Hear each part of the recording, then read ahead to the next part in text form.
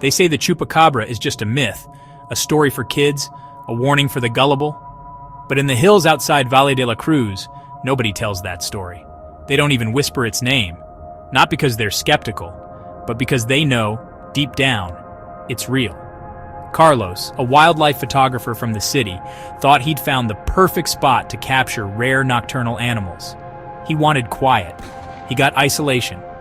He rented a tiny cabin at the base of Hollow Hill, a place the locals avoided like a curse. When he asked how to get there, people just stared. Some made the sign of the cross. The first night was peaceful, too peaceful.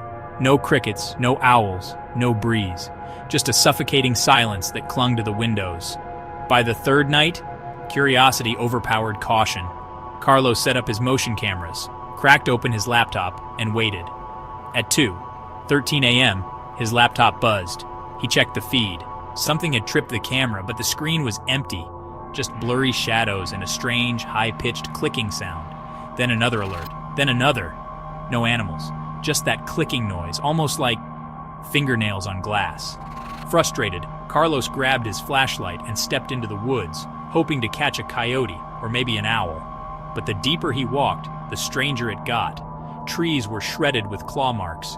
Goat carcasses lay in the underbrush, bloodless, as if something had sucked them dry. That's when he heard it. Click, click, click, click. Not from his gear, from behind him. He spun around, heart pounding.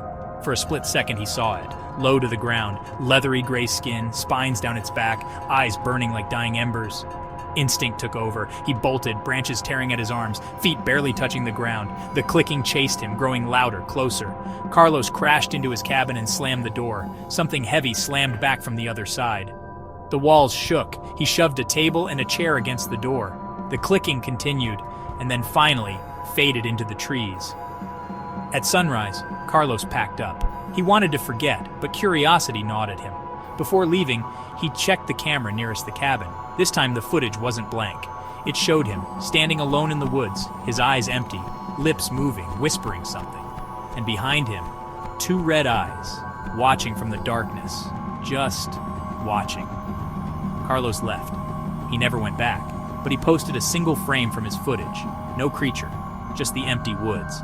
But if you listen closely, you'll hear it, that clicking, echoing in the shadows. And some say, if you watch it alone at night, you'll hear it outside your window.